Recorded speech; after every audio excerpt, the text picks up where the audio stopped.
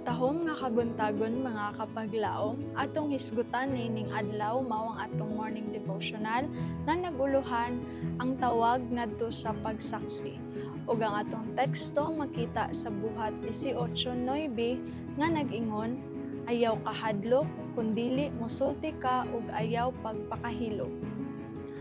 Mga usa ka semana human sa una nga panan-awon nakasinati si Ellen sa ikaduha, nagsulti kaniya sa pag-asoy niini ngadto sa ubang mga Adventista kung unsa ang gipakita sa Dios kaniya. Nagpahimangno usab kini kaniya nga makahibalag siya og dakong pagsupak. Miatras siya sa iyang nga buluhaton. Gani nangatarungan siya nga dili maayo ang iyang panglawas ug 17 anyos pa lang ang iyang nga edad ug maulawon sa kinaiya. Sulod sa daghang mga adlaw nagpasabot siya sa ulahi. Nagampo ako nga kining lulan kuhaon gikan kanako ug ihatag sa usa ka tawo nga labaw pa katakos sa pagpas-an ini. Apan wala mausab ang kahayag sa buluhaton ug ang mga pulong sa manulunda kanunay nagbagting sa akong mga dalunggan. Ipahibalo sa uban kung unsa ang akong gipadayag kanimo.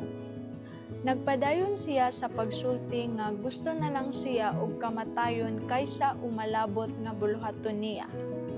Kay nawad-an na sa matamis nga kalinaw nga nagikan sa iya nga pagkakabig. Nawad-an na usab siya og paglaom. Dili kaayo ikatingala nga nagbati og kaluya si Ellen nga moatubang siya sa publiko. Gani ang kadaghanan sa mga pumuluyo nagtamay sa mga Millerites ug sa seryoso nga sayop nga doktrina ug sa halapad nga nagkadaiya nga fanatisismo nga naghampak human sa pagkasagmuyo sa kaugalingong mga pundok sa Millerismo. Labaw pa ka espesipiko ang gasa sa tagna nahimo nga kadudahan sa pinasahi ni adtong 1844 sa dagkong kultura ug sa Millerite nga mga Adventista. Ang ting-init sa 1844 nakakita kang Joseph Smith, ang Mormon nga manalagna, nga nakalas ang iyang kinabuhi ngadto sa panon sa katawhan didto sa Illinois, samtang sa ulahi nga bahin sa 1844 ug sayo sa 1845 nakita ang pagtungha sa ubay-ubay nga mga propeta sa Adventista nga may dili kasaligang kinaiya nga daghan kanila ang naglihok sa Maine.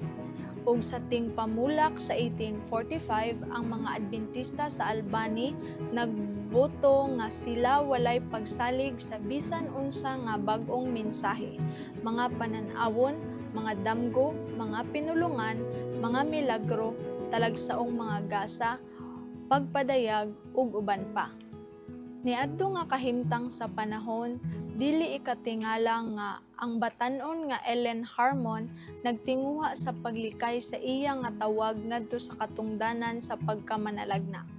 Apan bisan pa sa iyang personal nga mga kahadlok, nangahas siya ug nagsugod sa paghatag sa kalipay nga tambag sa Dios ngadto sa nangalibog nga mga Adventista.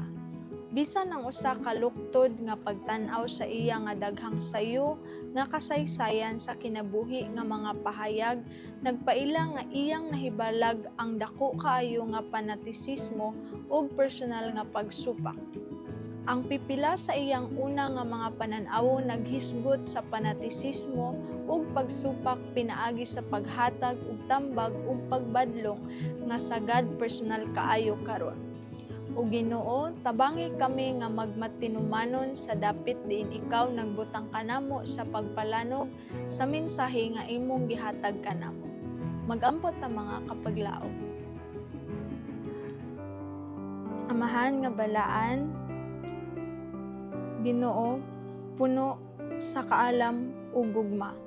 Tabangi kami nga magmatinumanon sa imong tawag bisan sa mga kalisdanan ug pagsupak.